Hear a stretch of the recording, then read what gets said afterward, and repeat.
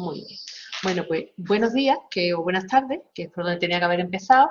Bueno, para los que no me conozcáis, soy Amparo Miranda, coordino la sección de apoyo a la investigación aquí en los servicios centrales de la Biblioteca Universitaria. Y bueno, pues hoy voy a intentar empezar, digamos, o difundir, poner en valor el repositorio institucional, que muchos de vosotros, vosotros lo conocéis, tendréis publicaciones en él, o bueno, veo que hay muchos compañeros de biblioteca, trabajáis intensamente en su mantenimiento y en su desarrollo, ¿vale? Vamos a ver si soy capaz. Vale, ahora. Bueno. Tanto el webinar que se celebró ayer sobre políticas editoriales y las herramientas Shepard, Romeo y Dulcinea, como saber qué versión de vuestras publicaciones podéis compartir y en qué foro, el de hoy dedicado al repositorio y un poco a la ciencia abierta, y el que se celebrará mañana, si no me equivoco, sobre las Creative Commons, las licencias para compartir, de forma que podáis proteger vuestros derechos como autor y decidir qué usos queréis que legalmente se hagan con esos documentos, y que volverá a impartir Víctor mañana. ¿Vale? Todo esto son actividades que marcamos dentro de la Semana Internacional de Acceso Abierto. Esto es una iniciativa.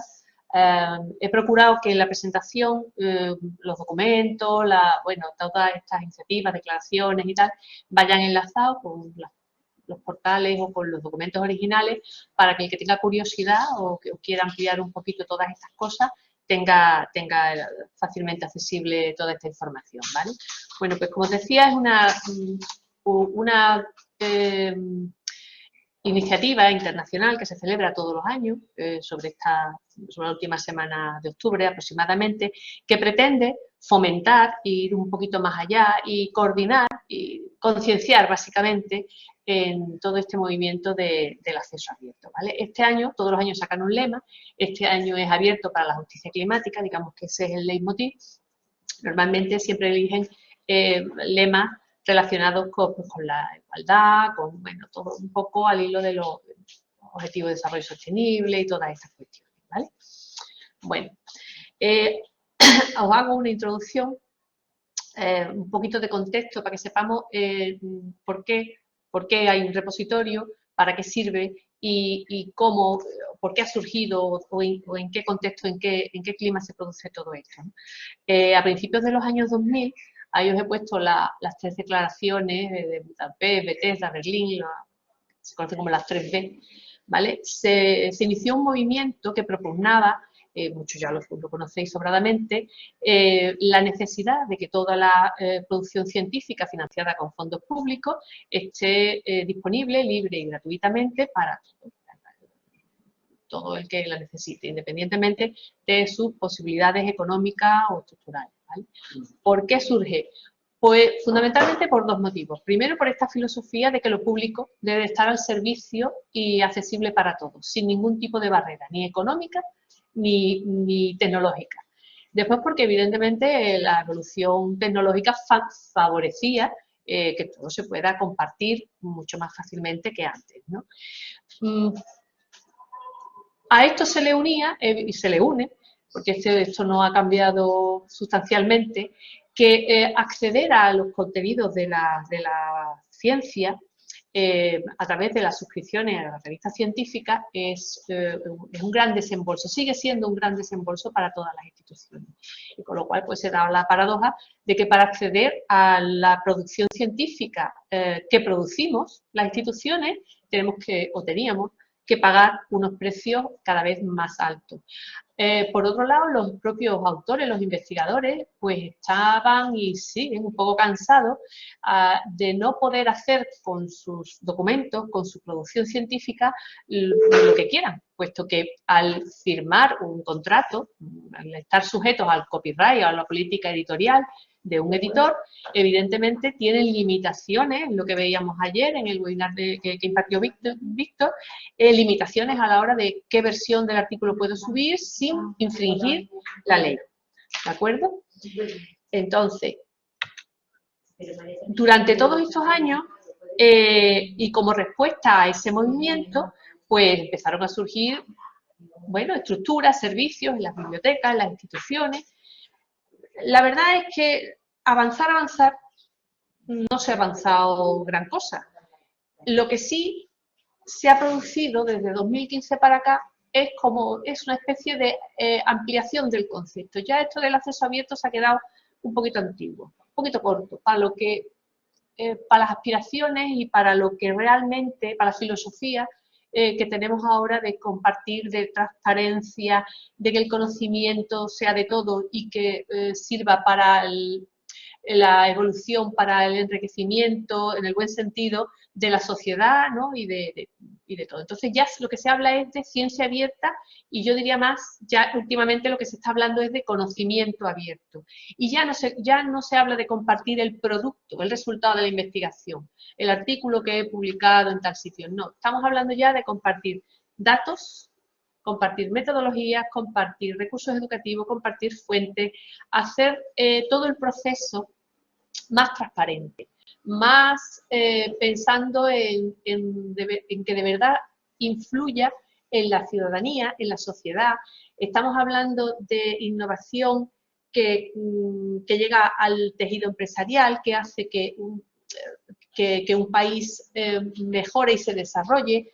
O sea, en este tipo de concepto. Ya no es un cambio en la forma en que se comparte, ¿vale? Y que ya hemos roto la limitación de decir no es solo el resultado de la investigación, es todo el ciclo de vida de la investigación, ¿vale? Os he enlazado ahí algunos artículos que hablan un poquito sobre esta filosofía. Viendo que las cosas pues parece que no iban evolucionando o avanzando al ritmo que se requiere, que seguimos siendo devotos, ya veremos a lo largo de la sesión de hoy, de los grandes editores, de las grandes revistas científicas y bueno, de lo que es el negocio editorial, de lo que es la forma en que se evalúa la ciencia, que es realmente la última llave que mantiene cerrado o que obstaculiza el desarrollo de la ciencia abierta, empiezan a surgir iniciativas políticas, ¿no? a renovarse como la ley de la ciencia, que acaba de salir ahora la nueva en septiembre. Entre ellas está esto del Plan S, ¿no? El Plan S es que, bueno, una serie de financiadores, hay una coalición de instituciones y que lo que quieren es darle ese empujón y, digamos, a avanzar en la ciencia abierta un poco, por decirlo coloquialmente, sí o sí. Quizás demasiado bruscamente y con unos requisitos difíciles de cumplir desde el punto y hora en que, claro, estamos hablando de publicaciones en editores científicos, con lo cual poner en abierto de forma inmediata y teniendo en cuenta cómo se está publicando en abierto por las grandes editoriales, que supone un coste, ahí lo veremos, pues esto ha tenido una serie de dificultades. Pero bueno, ahí está esta iniciativa en la que grandes financiadores ya están obligando que realmente los resultados se publiquen directamente en revistas de acceso abierto y de forma inmediata. Un poco esa es la tendencia, ¿vale? Y al hilo de esto, digamos que aparecen o están en estos 2 últimos años, la UNESCO ha hecho, bueno, pues una serie de recomendaciones en las que habla un poco de todos estos aspectos, de la forma en que se evalúa la ciencia, de la forma en que se hace la ciencia, de su impacto o de la necesidad de la ciencia abierta para realmente cumplir y llevar a cabo los objetivos de desarrollo sostenible, la famosa Agenda 2030 y todo esto. Eso equipara la ciencia abierta a un derecho universal, ¿no? Un derecho humano universal. ¿Vale? Se cumplían también 20 años de la Declaración de Budapest y, bueno, pues han vuelto digamos, a dar como, a insistir en esta línea, ¿no? De, bueno, hay que empezar a trabajar en estructuras abiertas, no solo de depósitos, sino estamos hablando incluso ya se manejan conceptos como las revisiones abiertas, que desde el primer momento todo esté sea absolutamente transparente. Y fundamentalmente para eso también hay que afrontar una reforma del sistema de evaluación. Todo esto está muy bien, pero el sistema de premios y recompensas, por decirlo de alguna manera, tiene que favorecer también esta apertura, ¿vale? Vemos que, como os decía, es uno de los obstáculos que están un poquito enlenteciendo todo este proceso, ¿no? de evolución o de camino hacia la ciencia abierta. La Comisión que está trabajando en esta línea, ya lo veremos ahora con el tema de no solo de 2020, sino están creando ya infraestructuras con esta filosofía, ¿vale? Está la nube europea de ciencia abierta, que se supone que es una infraestructura en la que los científicos pueden compartir y reutilizar los datos, o iniciativas como esta del Open Research Europe, que ya está funcionando para aquellos proyectos financiados por Europa, en los que directamente se publican en esta plataforma los resultados, ¿vale? ¿Qué faltaría aquí? Volvemos a lo de siempre. Me dice... Ah, vale. ¿Qué faltaría para que esa iniciativa... sí, Zenodo es un repositorio, es distinto. EOS es una estructura que, digamos, la Comisión Europea ha puesto a disposición y sobre todo está funcionando ya para aquellos beneficiarios de ayuda de Horizonte 2020. Pero como decía, el problema de esto, que es estupendo y maravilloso, es cómo valorará después las distintas agencias evaluadoras, los planes propios de las instituciones a la hora de obtener una plaza, ¿vale? Digamos que ese es el último escollo que hay que salvar. Pero bueno, para que veáis que ya se está trabajando a nivel europeo, a nivel internacional, en esa línea, ¿vale? En nuestro país, ya en 2011, se estableció, se promulgó la Ley de la Ciencia, ya se había empezado a trabajar en este sentido y a legislar en este sentido. Con la nueva ley, lo que se hace es ampliar el foco, ¿no?, en la línea esta que os estoy contando, ¿vale?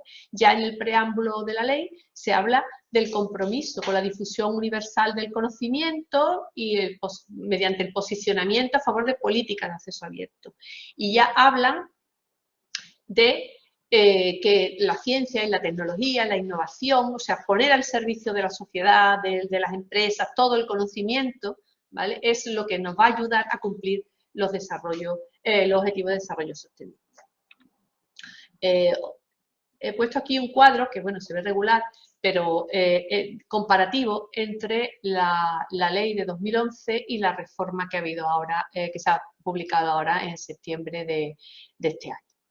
Las diferencias sustanciales radican, primero, en que ya no se habla solo de poner en abierto las publicaciones resultados de investigaciones pagadas con fondos públicos, o sea, producidas por cualquier institución pública, como puede ser la Universidad de Sevilla o el CSIC, ¿vale? Ya se habla de la investigación en sentido amplio. Estamos hablando de datos, de códigos, de metodología, ¿vale? O sea, estamos hablando ya de ciencia abierta.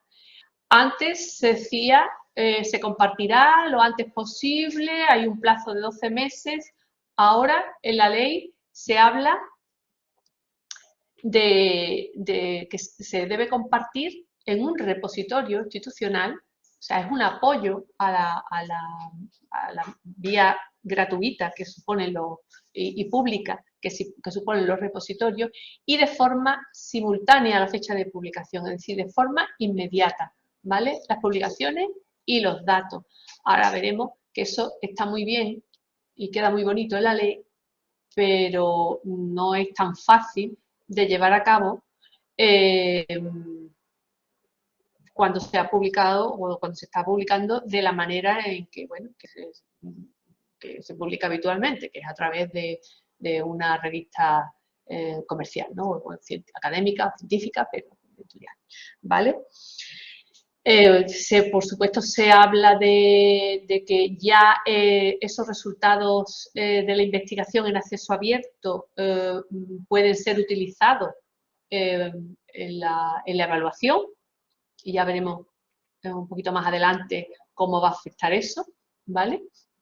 Y sobre todo el impulso, o sea, el mandato a que todas las instituciones, a que la estrategia española de ciencia y tecnología, a que incluso las comunidades, todo el mundo impulse políticas e iniciativas en favor de esto, de la ciencia abierta y de compartir los datos producidos por la investigación de la mejor manera, ¿no? No sé si ya habréis oído hablar de los datos FAIR y bueno, tendría que decir, dentro de la ciencia abierta, evidentemente diréis, bueno, no todos los datos se pueden compartir o no todos los procedimientos se pueden compartir. De hecho, un lema que tiene, sobre todo en Horizonte Europa, es donde se ha manejado más el lema de tan abierto como sea posible y tan cerrado como sea necesario. Siempre, evidentemente, tenemos la coletilla de, bueno, hay cosas que están protegidas porque son susceptibles de patente, porque son, bueno, temas que afectan a la seguridad o de confidencialidad o algún tema de este tipo. Eso se sigue, digamos, manteniendo a salvo de alguna manera o recogido por la ley, ¿vale? Tenéis enlazada ahí también la ley y además de todas estas iniciativas, de que haya una política, un marco legal, digamos, y que un impulso general, digamos que las cosas empiezan a funcionar o a llevarse a la práctica cuando, digamos, de alguna manera nos obligan, ¿no? No es nuevo que las agencias financiadoras, como antes era el Horizonte 20, me parece que era, ¿no? Como se llamaba antes el programa de financiación, pues ya obligaba a que todos los proyectos financiados pusieran sus artículos en abierto.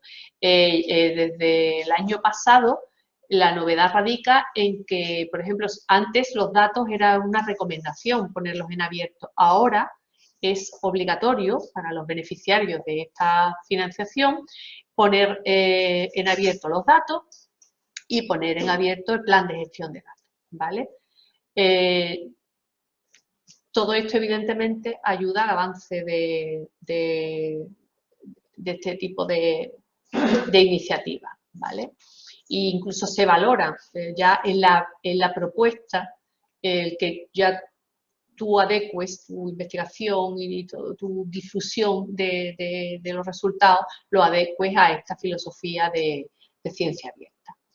En España, pues igual el plan estatal el año pasado, lo mismo, ya era obligatorio, ya no era una cuestión, digamos, voluntaria. Os he enlazado ahí la información que tenemos en la web relativa a la gestión de datos de investigación, todo lo que es para elaborar un plan de gestión de datos, que hay que en las propuestas debéis presentar un borrador, y un poco hemos preparado durante este año el repositorio, después lo veremos, para que ya está alojando,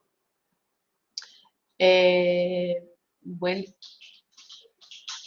después te respondo, Marisa. Ya hemos preparado el repositorio y ya tiene alojados datos de investigación, porque además, aparte de los mandatos que tengan las agencias financiadoras, también muchas revistas a la hora de publicar os van a pedir un enlace, ¿vale?, a los datos de investigación.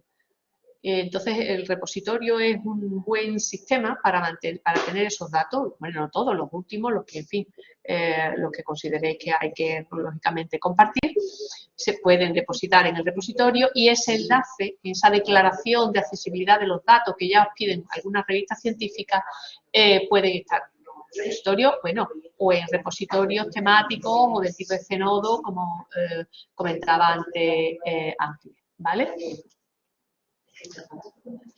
Aquí os he puesto un gráfico de la evolución que están teniendo las publicaciones en abierto en la producción científica española. Esto es un estudio que hizo Revium, la red de bibliotecas universitarias, en la que se ve la evolución de todo lo que se publica, cuánto de esa publicación está ya accesible en las distintas vías. Supongo que os sonará, pero bueno, ya sabéis que hay la Vía Dorada, que son revistas que directamente las cosas se publican ya en abierto. La híbrida son aquellas revistas que simultanean publicaciones, o sea, artículos en abierto y artículos solo visibles a través de la suscripción, ¿no? La vía verde, que es la del repositorio, son aquellas versiones de los artículos, aquellos artículos que están depositados directamente en repositorios institucionales o temáticos, ¿vale? Y la parte que todavía se mantiene. Vemos que aquí, y estos datos ya se han quedado antiguos, estamos ya por encima, bastante por encima del 50% de la producción científica española ya está en abierto de alguna u otra manera, con lo cual, vamos, que digamos estamos en el camino, aunque quedan muchos escollos por salvar, ¿vale? Bueno, pues como he comentado a lo largo de la presentación, uno de los aspectos fundamentales, lo que más está influyendo en la forma en que se publica, en la forma en que se comparte o se practica o no la ciencia abierta, es la evaluación de la ciencia. Todos sabemos que a la hora de publicar, uno de los aspectos que más se tienen en cuenta es cómo me van a valorar esa publicación a la hora de una acreditación, a la hora de un sesenio, ¿no? Con lo cual, la necesidad de publicar está a veces por encima de la necesidad de difundir el trabajo o la ciencia que se está produciendo, ¿vale? No es nuevo, ya hace tiempo, desde 2012, con la declaración Dora y el manifiesto de Leiden en 2015, que si tenéis curiosidad, y os lo he dejado enlazado, ya se ponía en entredicho, bueno, no, realmente un poco no sé si protestar es el término adecuado, pero digamos que se veía que la forma en que se estaba evaluando la ciencia, simplemente a través de métricas que habían sido creadas con otro objetivo, estamos hablando de factor de impacto, de JCR, se estaban utilizando para evaluar la ciencia sin tener en cuenta otras cuestiones y solo se estaba evaluando el resultado final y no se tenía en cuenta las peculiaridades de una carrera investigadora fuera, digamos, de la publicación científica habitual, ¿no? En grandes revistas internacionales. Todo esto, que ya lleva tiempo debatiéndose y que sabe que es una necesidad, que hay que cambiar la forma en que se evalúa la ciencia, que hay que virar a una evaluación más cualitativa y no cuantitativa, que hay que utilizar las herramientas bibliométricas, el factor de impacto, la cita, de otra manera, ¿de acuerdo? Esto ya se viene discutiendo desde hace años, pero ahora, con todo este auge a través de la ciencia abierta, digamos que desde la Comisión Europea se está impulsando y se han hecho estudios, aquí os los he puesto y enlazado, ¿vale? Un poco intentando llegar a un acuerdo a nivel europeo, un acuerdo internacional sobre cómo hay que impulsar esa nueva evaluación de la ciencia que hay que tener en cuenta para que de verdad se maximice la calidad y el impacto de la investigación, ¿vale? Y bueno, en ese camino se está. De hecho, ya el año pasado la Agencia Española de Investigación creo que fue la que firmó, se adhirió a la declaración Dora y ANECA al manifiesto Leiden. ¿Vale? Dora es un poco más expeditiva a la hora de enfrentarse al tema de la utilización del JCR. Entonces, tímidamente, digamos, ANECA ha empezado a dar los primeros pasos para ese cambio, para intentar que un uso más racional de las métricas, del factor de impacto, para incluir elementos de ciencia abierta como valorable en los currículum, ¿verdad?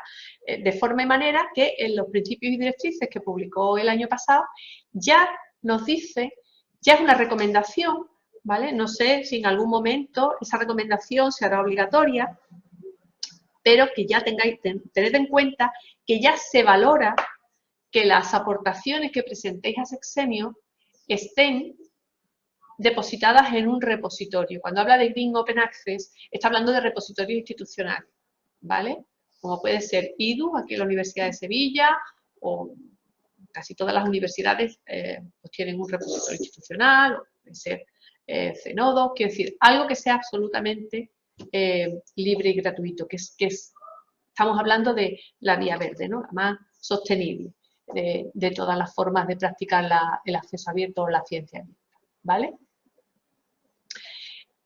Entonces, y además incluye también que se podrá valorar, ¿vale? Ahí con ciertos, digamos, salvedades, porque dice, dependiendo del campo, la apertura de los datos vinculados a una publicación dentro de la revista. O sea, ya, aunque sea de forma tímida, va introduciendo estos elementos de ciencia cierta en la evaluación de las aportaciones o de los currículums, tanto para academia como para Sexenio, ¿vale? Recomendación, porque estamos casi en puertas de abrir la campaña de Sexenio y bueno, algunos de vosotros puede que estéis en ese momento de ir preparando, seleccionando vuestras aportaciones. Bueno, lo suyo es que, si se puede, siempre habrá una versión permitida legalmente y sin vulnerar copyright y este tipo de cuestiones, pues debéis procurar que las aportaciones que presentéis pues estén en el repositorio. Cualquier caso y ante cualquier duda de este tipo, y sobre todo porque es donde vais a encontrar el mejor asesoramiento, acercaos a la biblioteca de vuestro centro, preguntad por el compañero de apoyo a la investigación, ¿vale? Que os podrá dar orientación acerca de lo que se puede y lo que no se puede hacer, ¿vale? A lo largo de todos estos años y a lo largo de todo este camino, las bibliotecas, las universidades, las instituciones, bueno, pues hemos ido adaptando nuestros servicios para dar respuesta a estas necesidades que ya forman parte de vuestras obligaciones y de vuestro día a día como investigadores, ¿vale? Ya hace unos años la CRUE promulgó su compromiso ante la ciencia abierta.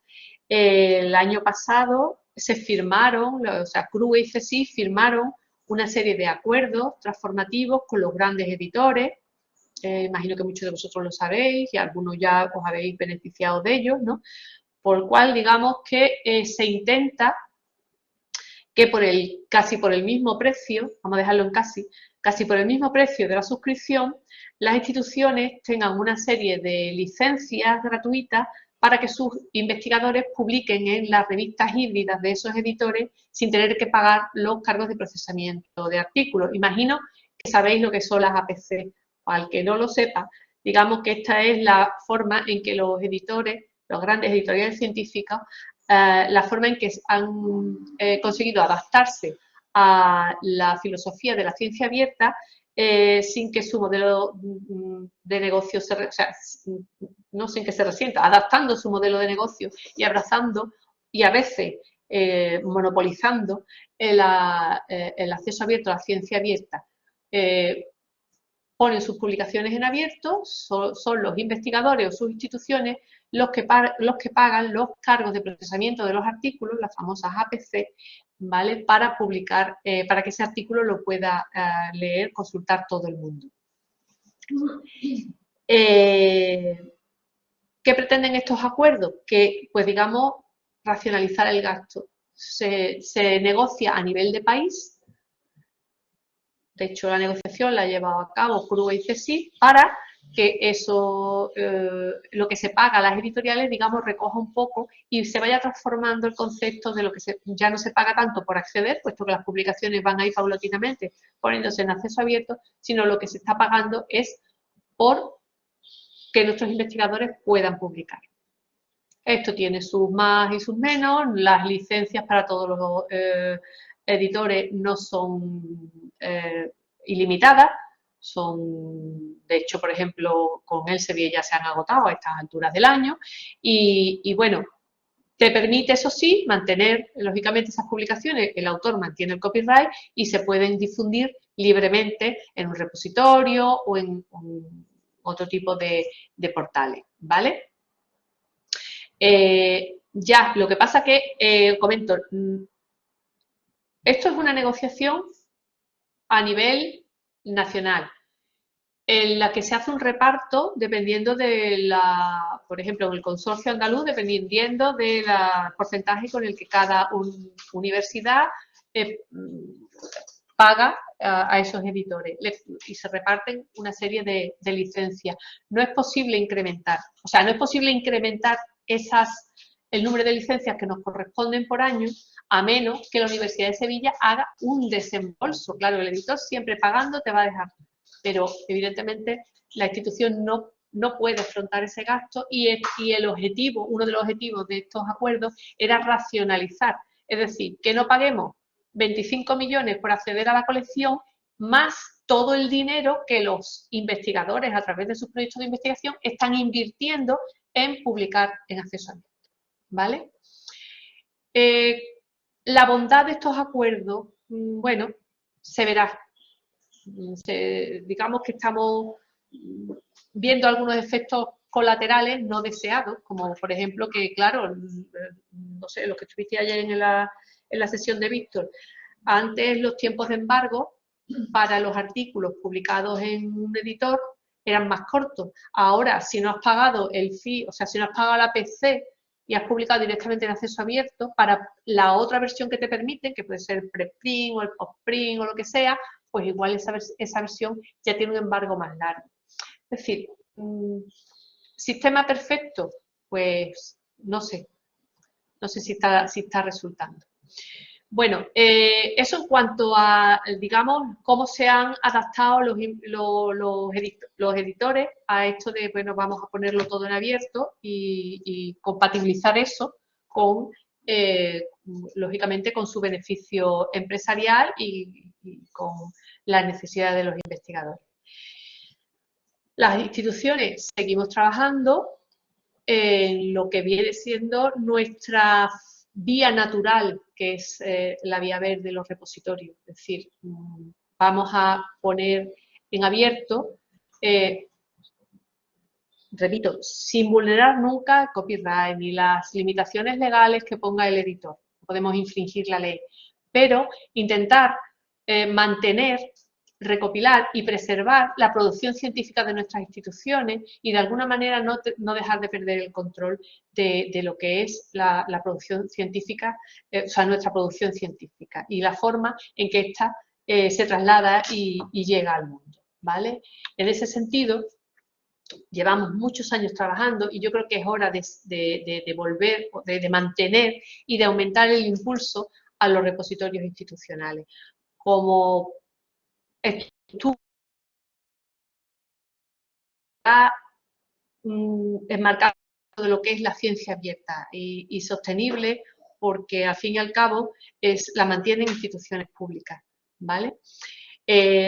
IDUS está funcionando desde el 2015, ¿vale? Y aparte de la función evidente de difundir, que ahora veréis hasta qué punto, la producción científica, hay una parte que no debemos olvidar, y es la función de preservación.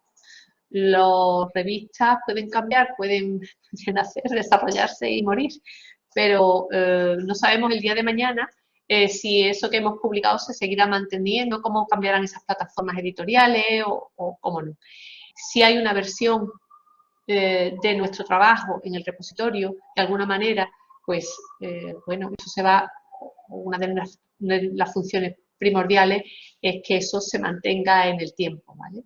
En nuestro repositorio pueden depositar sus publicaciones, ahora veremos con qué limitaciones, con qué requisitos, todos los miembros del personal docente e investigador que tengan una vinculación en ese momento con la institución y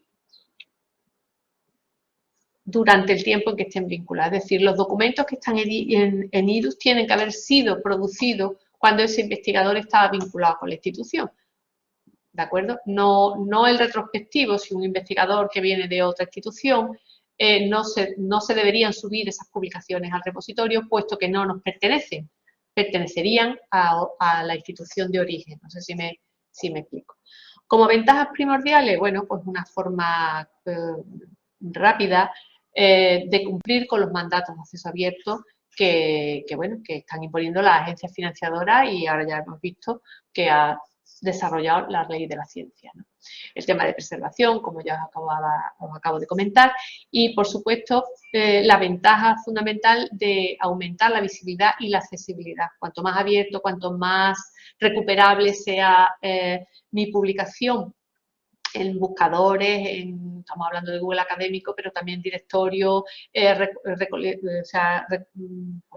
recolectadores de repositorios, de este tipo de publicaciones, pues bueno, más se difunde, más se disemina el resultado de la investigación y, bueno, por supuesto, más impacto se puede tener, pueden tener colaboraciones o lo que todos esperamos, que se produzca un aumento, una aceleración de las citas, ¿no?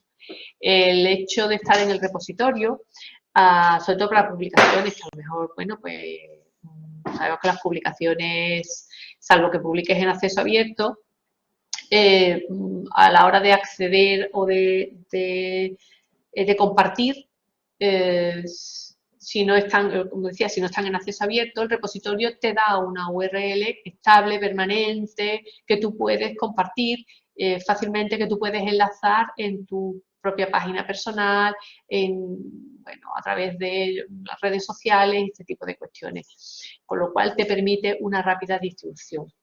Como hemos visto, para NECA, pues bueno, es una herramienta que ahora os puede servir a la hora de esa valoración positiva de ciencia abierta, ¿no? de esa recomendación de que las aportaciones ya estén en los repositorios, ¿no?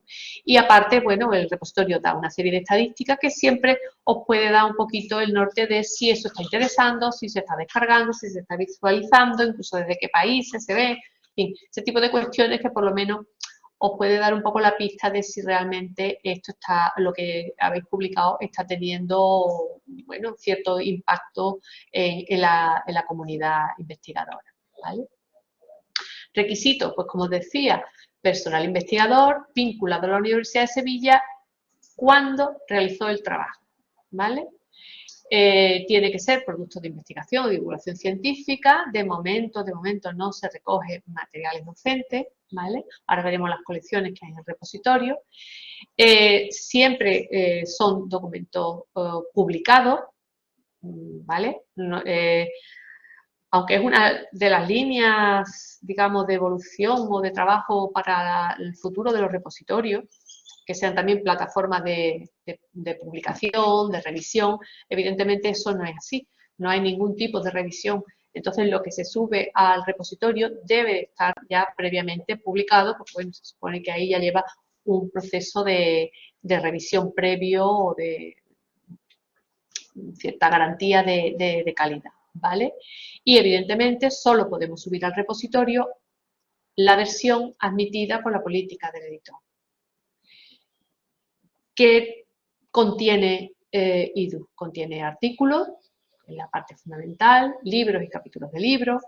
Este año hemos inaugurado la colección de datos de investigación con esa doble vía del mandato de los editores o del requerimiento de algunas revistas acerca de un lugar donde tener los datos brutos de la investigación, ponencias y congresos, trabajos académicos. Esta es la colección, digamos, que lleva más tiempo desde que, bueno, lo veréis, ¿no? Del reglamento de doctorado y todo el mandato de que las tesis estén en acceso abierto.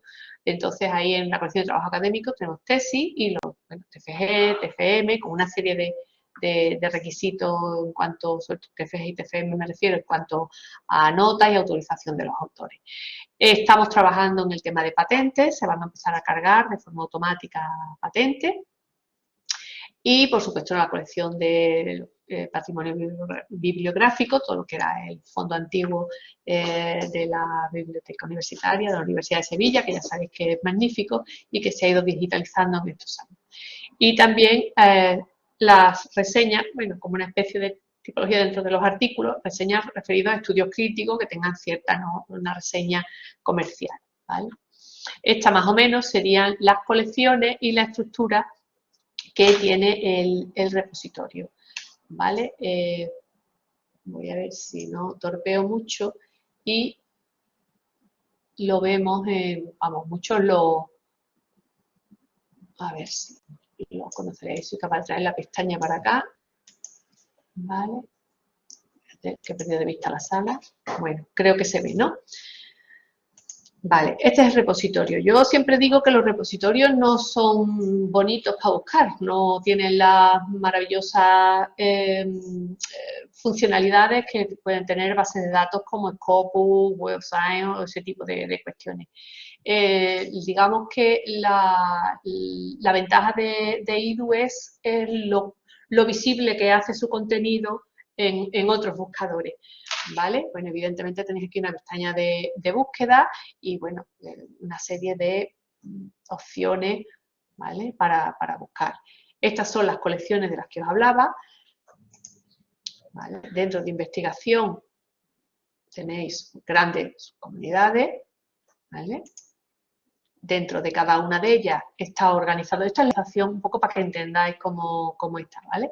Por, digamos, estos son departamentos de la universidad, ¿vale? Son departamentos o algún instituto y dentro de ellos pues podéis ver los distintos tipologías documentales, ¿no? Que serían los artículos publicados por miembros de este departamento que están en el repositorio, capítulos, o sea, capítulos de libros, patentes, ¿vale? Un poco sería esta la estructura. Con los datos de investigación, ahora veis pocas colecciones porque se están creando tal y como nos van llegando las solicitudes de los investigadores para colocar en abierto sus datos. Pues tenemos aquí un dataset, ¿vale? Esto sería un ejemplo y, por supuesto, perfectamente asociado con las publicaciones a las que da lugar, ¿vale? Y esto pues con una URL permanente que os va a permitir compartir y hacer accesible todo este trabajo, ¿vale? Bueno, no sé si olvido algo más, creo. De todas maneras, después si tengo algún despiste o algo que no haya aclarado lo suficiente, después, en cuanto abramos los micrófonos, sois libres de preguntar lo que consideréis. A ver si... Vale, esto es lo que decía. Bueno, esto es un gráfico sacado de las estadísticas de IDU para que veáis un poco el peso de cada uno de los tipologías documentales en el contenido, ¿vale? O sea, artículos se llevan la palma, claro. Los libros siempre es más complicado. ¿Por qué? Porque normalmente suelen estar mucho más afectados por el copyright y digamos que la consigna es que, salvo que se tenga la autorización expresa del editor, no se va a subir un libro en acceso abierto al repositorio o un capítulo de libro. Entonces, eso, bueno, quitando instituciones y cosas de ese tipo, incluso ahora veremos cómo se han ido, el último cambio que ha habido con respecto a la colección que tenemos de la editorial Universidad de Sevilla, ¿vale? Ponencia, congreso, celebrado o no, pues por eso aquí hay ponencias cuyos autores son miembros de la Universidad de Sevilla o congresos que se han celebrado en la Universidad de Sevilla, ¿vale? Las tesis, que son más de un 8% de todo el contenido, porque esas suben siempre, salvo que estén afectadas por un tema de confidencialidad, que es un procedimiento que se hace en la escuela de doctorado, ¿verdad? Que no es que uno lo diga y punto, o que algún tema de seguridad o algún tema industrial, generalmente suben siempre al repositorio. Con un embargo, digamos, demora en la supuesta en abierto, es decir, está el documento, pero está cerrado, no se puede consultar, pues a lo mejor durante un plazo, mientras esa tesis está, pues a lo mejor se ha presentado un premio o tiene un contrato o una posibilidad de publicación, ¿vale? También eso es un procedimiento que está, digamos, de alguna manera ya institucionalizado y que seguramente durante el mes de noviembre, dentro de los cursos que ofertamos a doctorandos, explicaremos un poco mejor todo esto en un curso que damos sobre ciencia abierta y tesis doctorales, ¿vale?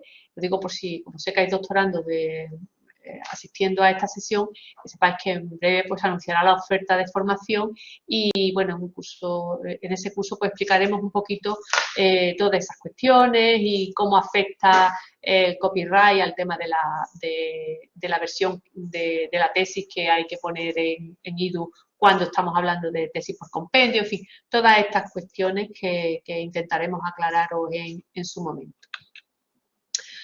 A ver, ¿cómo puedo conseguir que mis publicaciones estén en el repositorio? Vamos a ver, hay dos vías. El autoarchivo, es decir, vosotros solicitáis el alta y sois vosotros los que, mediante un formulario, rellenáis los datos básicos y subís el artículo. Evidentemente, eso llega a la biblioteca de vuestro centro, porque IDU es un trabajo colaborativo en el que trabajamos todo el personal de la biblioteca y que supone, la verdad, que un esfuerzo, también una satisfacción, porque, bueno, al fin y al cabo es un servicio, digamos, que creemos que la visita y el impacto de la producción científica de la institución, ¿no? Entonces, como os decía, si optáis por la opción de autoarchivo, lo va a revisar el compañero de vuestra biblioteca de referencia, vuestra biblioteca de centro, para evidentemente que todos los datos estén correctos, que la versión que se haya subido al repositorio sea la legalmente permitida, es decir, la versión publicada si es posible, la versión o el postprint o incluso el preprint si eso es lo que está establecido, ¿vale?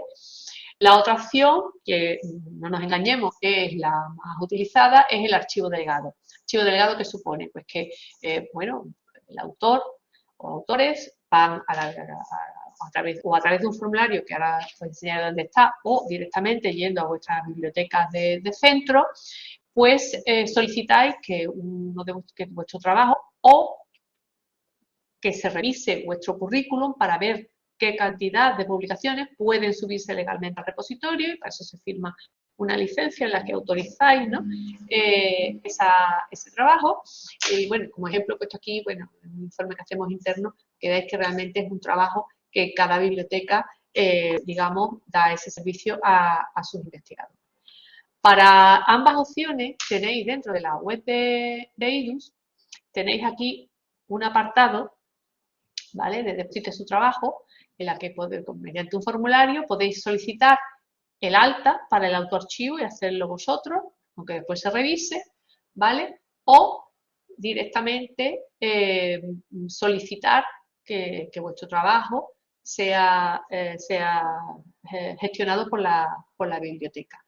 O simplemente, si tenéis dudas, si queréis más información, ver cómo se hace, en vez de a través de un formulario, la recomendación siempre es ir a la biblioteca de vuestro centro, ¿vale? Donde compañeros os resolverán todas esas dudas y lo harán de la mejor forma posible, ¿vale? Recordatorio sobre esto, aunque ya lo vimos en la sesión de ayer, pero para el que no haya estado, hay dos herramientas, Sherpa Romeo y Dulcinea. Sherpa Romeo para revistas internacionales y Dulcinea para las españolas, que os dice, más o menos, dan la pista de según qué editor, según qué revista, qué versión de vuestra publicación podéis compartir. Compartir en una web personal, ojo con ResearchGate, que eso es una red social, ¿vale? Y no es un repositorio ni institucional ni no comercial, se considera una web comercial, ¿vale? O sea, para cada opción os van a decir qué podéis, qué no podéis hacer. La más mínima duda, acudid a vuestras bibliotecas, ¿vale? Aquí de todas maneras os pongo una infografía de review, un poquito explicando todas esas cosas y los enlaces a las herramientas y a Sherpa, pues a una guía que hicimos un poco explicando el funcionamiento. También tenéis la grabación o tendréis la grabación de la sesión que dio Víctor ayer. Y os recuerdo que mañana, era mañana, ¿verdad?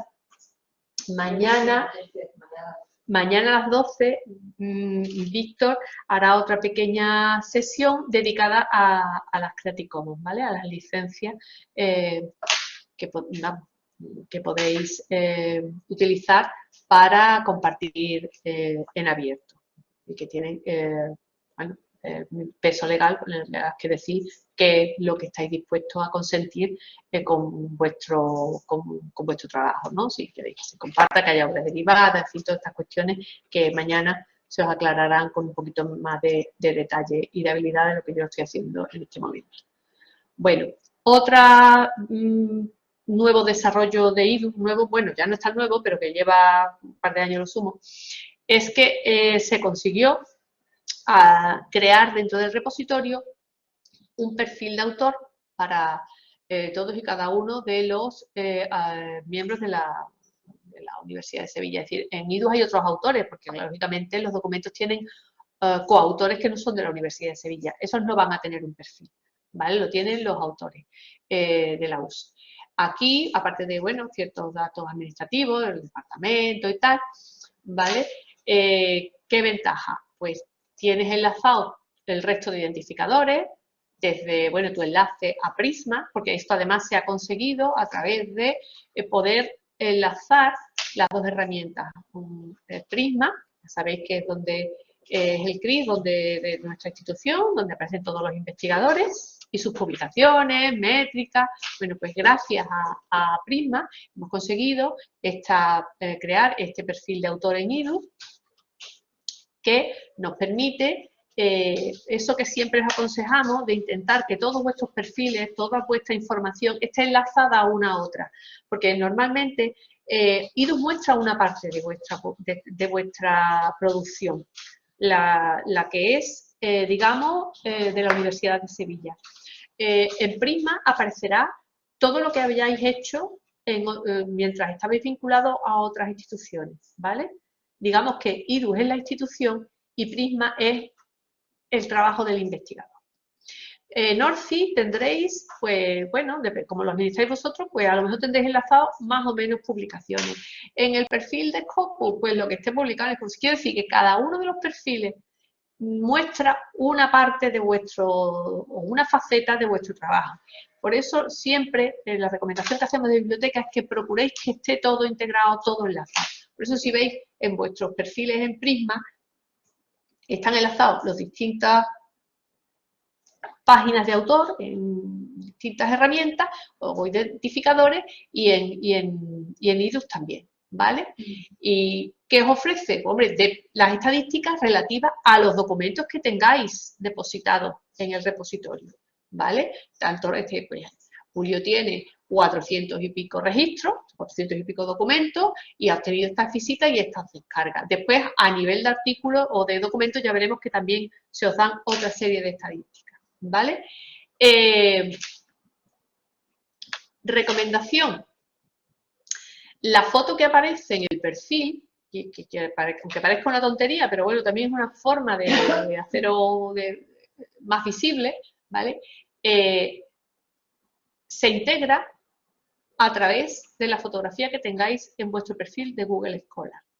Esto se hizo una campaña hace tiempo, pero bueno, ya aprovecho la oportunidad para los que tengáis producción científica en IDUS y que reviséis vuestros perfiles por si hay documentos que no están, ¿vale? Incidencias de este tipo. Si no tenéis fotos, simplemente pinchando aquí, solicitáis, autorizáis, porque no lo podemos hacer por la ley de protección de datos, no podemos, ¿sabes?, hacerlo directamente, de forma que aquí los compañeros de informática pues enlazarán, vincularán con vuestro perfil de Google Scholar, ¿vale? Bueno, el perfil está aquí, me refiero que vincularán, que aquí aparecerá la foto que tengáis en vuestro perfil de Google Scholar. Entonces, bueno, aprovecho un poco para pediros que si no lo tenéis y os apetece, lógicamente, pues que deis ese pequeño paso, ¿vale? Esto es un registro, un pantallazo de lo que es un registro de un artículo, pues, bueno, en atención al lema de este año, ¿no?, de la emergencia climática. Están todos los datos del artículo, podéis distinguir perfectamente el autor que pertenece a la Universidad de Sevilla, bueno, que este es salvo error, que lo mismo también, y es que no está, hay algún error en el enlace de sus documentos en el repositorio y no aparecen sus otros identificadores. Pero bueno, suponiendo que todo esto está correcto, pues el autor US sería, lógicamente, este que tiene todos sus identificadores, ¿vale? Ventaja, pues aquí se recogen las citas, menciones en redes sociales, ¿vale? Y otro tipo de métricas que pueda tener, las citas, por ejemplo, en Web of Science, perdón. Y bueno, aquí estarían las estadísticas de uso, cuántas descargas, cuántas visualizaciones, incluso la procedencia de esas descargas. Si tenéis curiosidad por saber desde qué países o desde qué ciudades están descargando vuestros documentos, ¿vale? Y lo que decía, enlaces permanentes. No solo el doy cuando el documento original lo tenga, ¿vale? Porque está publicado en una revista internacional que lógicamente tiene su DOI, que también ponemos el enlace a la versión del editor, ¿vale? Porque seguramente no lo sé, pero a lo mejor no sé si esta versión que está aquí subida, sinceramente no lo he comprobado, es la versión editorial porque se haya publicado en abierto o es alguna de las versiones permitidas Postprint o Preview, ¿vale? En cualquier caso, siempre va a haber una opción de enlace, o sea, un enlace a la versión editorial. Y es lo que os comentaba, con esta URL vosotros podéis integrarla tenéis una página personal, pues cosa más fácil que ponéis los datos de vuestras publicaciones y si vais poniendo el enlace vais a estar facilitando a cualquiera que consulte el texto completo. ¿Queréis mandarle el artículo a un colega y a lo mejor no tiene suscripción o lo que sea? Pues también lo podéis utilizar. O sea, tiene mucha posibilidad. Vale. ¿Ves? Esto es para ejemplificar que la conexión entre las dos plataformas, entre Prisma y IDU, llega también a que dentro de Prisma este mismo artículo tiene su enlace al repositorio. Por aquello que os digo, sí, ya que Prisma es público, lo puede consultar cualquiera. Si alguien entra en vuestro perfil, entra en este documento, imaginaros que no es un documento en acceso abierto, que creo que sí, pero si no lo fuera, con el enlace a la versión del repositorio podría acceder al texto completo de esa publicación, ¿vale? Esto un poco para que veáis bueno, es multiplicar y las posibilidades de que al final lo que investigáis, lo que escribís, el producto de vuestro trabajo sea lo más accesible y lo más visible posible, ¿no? Bueno, perdón.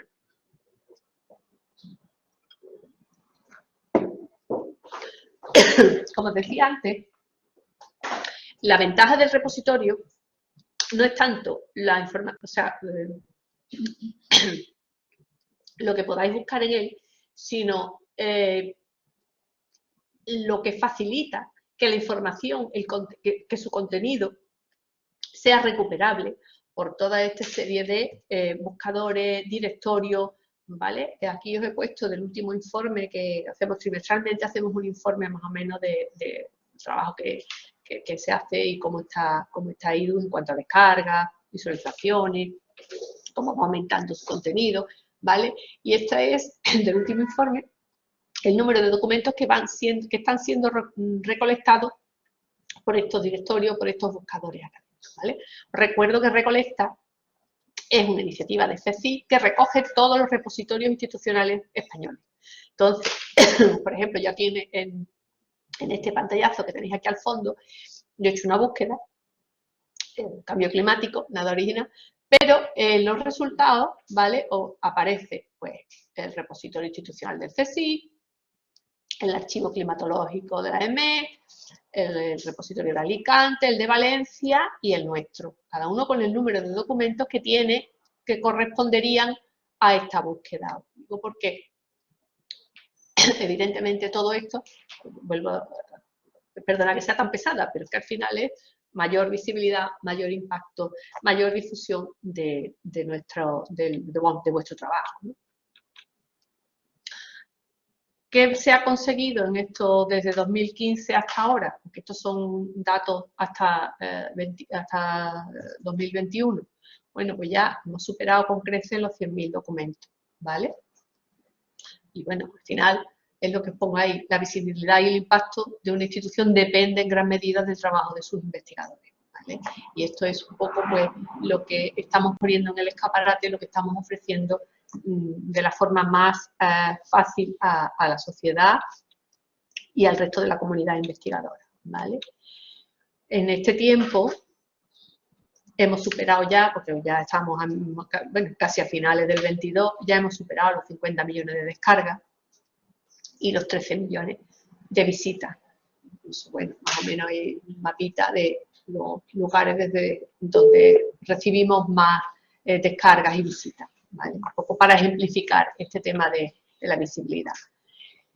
Hay un ranking que se celebra, digamos, se actualiza varias veces al año, que mide un poco la visibilidad de los contenidos de los repositorios en Google Scholar. Un poco, esto es una iniciativa también un poco en la línea de todo, de fomentar el acceso abierto, este tipo de cuestiones. Bueno, en ese ranking estamos los terceros en España como repositorios institucionales. Los segundos, si contamos solo los repositorios universitarios, de universidades, ¿vale? Tenemos por delante el CSIC, que es la institución investigadora más importante de nuestro país, y después va el repositorio Lupe Commons, ¿vale? de Barcelona. A nivel mundial estamos en el puesto 17, que bueno, creo que no está mal. Un poco para que veáis que el trabajo que hacemos entre todos, pues bueno, está dando de alguna manera sus frutos, ¿no? ¿Qué más tenemos en cartera? Bueno, este año hemos empezado con los datos de investigación, tenemos pendiente por parte de la biblioteca empezar una campaña de apoyo y asesoramiento a todo el tema del plan de gestión de datos, ¿vale? Pero bueno, que sepáis que ya el repositorio está preparado para recibir vuestros datasets, si os lo exigen vuestra agencia financiadora, las revistas en las que vayáis a publicar, o simplemente pues queréis, practicar ya de entrada la apertura de esta parte de vuestra investigación, ¿vale? Hemos empezado, o digamos, se acaba de inaugurar la colección de monografías de la editorial de la Universidad de Sevilla, con aquella parte de los contenidos de la editorial que están en descarga gratuita, ¿vale? Confiamos que poco a poco podremos ir aumentando esta colección, igual que están las revistas de la editorial, también están todos los artículos, los contenidos de las revistas están en el repositorio, ¿vale? ¿Qué tenemos, digamos, en nuestra hoja de ruta más próxima? Como os decía, la carga de las patentes, que también está próxima ya a producirse. Estamos trabajando y queremos conseguir incorporar el DOI a los datasets, aparte que tengan la URL que proporciona IDUS, pero bueno, vemos que eso es algo que también resulta de interés para los investigadores. Bueno, migrar a la última versión del software que necesita IDUS para precisamente mejorar en todo lo que es su funcionamiento y desarrollo, y seguir trabajando en la línea de integrar lo más posible el repositorio con Prisma, con el CRI de la institución en el que están todo el resto de vuestros datos. O sea, realmente lo suyo es seguir confluyendo en esas dos herramientas que suponen pues gran parte del trabajo que en toda las bibliotecas que componen la biblioteca universitaria, todas las bibliotecas dentro, todos los compañeros, pues dedican muchas horas y mucho esfuerzo. Y bueno, creo que si tenéis más dudas, bueno, la mejor manera siempre es dirigiros a la biblioteca de vuestro centro, para cualquier duda, cualquier necesidad que tengáis, ¿vale? En cualquier caso, tenemos una guía que, si no, sí, la he enlazado, una guía sobre el repositorio, un poco que, bueno, que os habla de todas estas cuestiones y bueno, pues aparte de daros las gracias por vuestra atención, pues os voy a abrir micrófono y si tenéis dudas y las puedo resolver, pues encantada. Vamos a ver.